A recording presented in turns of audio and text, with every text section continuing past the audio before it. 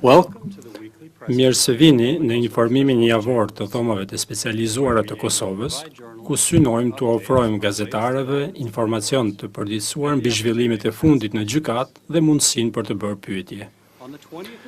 Më 20 qershor, trupi gjykues në çështjen gjyqësore të Hashim Thaçit, Kadri Veselit, Recep Selimit dhe Jakub Krasniqit, hodhi poshtë një kërkesë të përbashkët të mbrojtjes për apelimin të një vendimi të mëparshëm të gjykatësve, me të cilin trupi gjykues kishte pranuar si prova dokumentet të shtabit të përgjithshëm dhe të qeverisë së përkohshme të Kosovës. Në lidhje me autenticitetin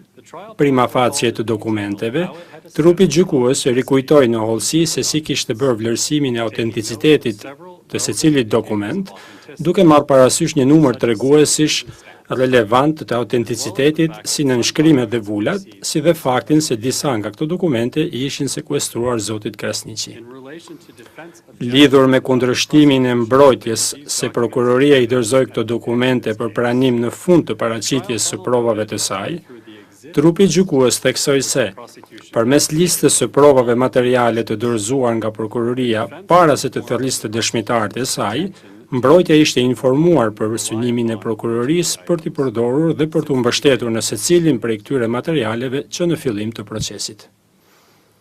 Në çështjen gjyqësore të Hashim Thaçit, Bashkim Smakajt, Isni Kilajt, Fadil Fazliut dhe Hajredin Kuçit, lidhur me pretendime për ndikim të paligjshëm ndaj dëshmitarëve,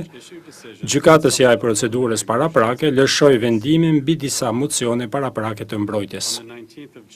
Më 19 qershor, gjykatësja e procedurës paraprake vendosi mbi një mocion paraprak të mbrojtjes së Thaçit, me të cilin kundërshtonte jurisdiksionin e gjykatës.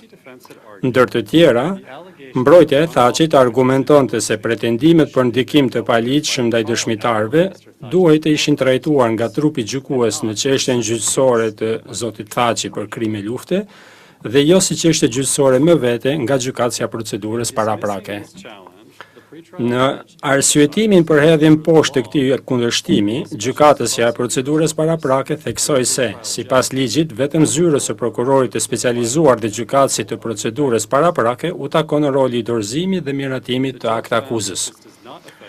Gjykatësja konstatoi se kjo nuk ndikon në aftësinë e trupit gjykues në çështjen gjyqësore të zotit Thaçi për krime lufte për të mbrojtur të drejtat e tij në përgjykim të drejtë.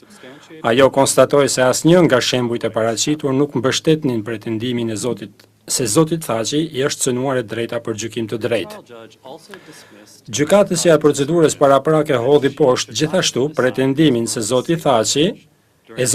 se ajo nuk duhej të ishte caktuar edhe si gjykatëse e vetme gjatë hetimit të prokurorisë, edhe më pas si gjykatëse e procedurës paraprake. Në arsyetimin e saj, gjykatësja theksoi se nuk ishte paraqitur asnjë argument i bazuar se si mund të ndikonte kjo në panshmërinë e saj dhe se shqetësime të këtij lloji duhet të ishin ngritur nëpërmjet një procedure tjetër. Më 24 qershor, gjykatësja e procedurës paraprake hodhi poshtë mocionet paraprake të ekipeve të mbrojtjes të Thaçit dhe Fazliut, që ngrinin pretendime për mangësi në aktakuzë. Ndër të tjera, në vendimin e saj, gjykatësja konstatoi se aktakuza përmbante hollësi të mjaftueshme lidhur me akuzat për tentativë për pengimin e personave zyrtar në kryerjen e detyrave zyrtare. Ajo konstatoi gjithashtu se kontakti i paligjshëm i pretenduar midis zotit Thaçi dhe vizitorëve të tij ishte mjaftueshmërisht i qartë në aktakuzë, bazuar në nxjerrjet e materialeve të vizitave jo të privilegjuara, ku pretendohet se ai u dha udhëzime të bashkakuzuarve të tij për t'u përcjellë dëshmitarëve të mbrojtur. Gjykatësja e procedurës paraprake është bindur gjithashtu se niveli i hollësive për përfshirjen e zotit Fazliu në veprimet e pretenduara që lidhen me dëshmitarin 1 është mjaftueshëm i qartë. Sipas vendimit të gjykatësës, aspekti nëse provat janë të mjaftueshme apo jo për vërtetimin e fajësisë në lidhje me akuzat në aktakuzë do të diskutohet gjatë gjykimit. Gjykatësja e procedurës paraprake lëshoi një vendim tjetër më 20 qershor, lidhur me një kërkesë të mëparshme të mbrojtjes së Kilajt për çastjen e disa parashtrime, ku vuri në dukje se mbrojtja e kilejt kishte tërhequr disa pjesë të kërkesës, ndërsa parashtrimet e tjera ishin riklasifikuar për t'u vënë në dispozicion të gjithë të akuzuarve në këtë çështje gjyqësore.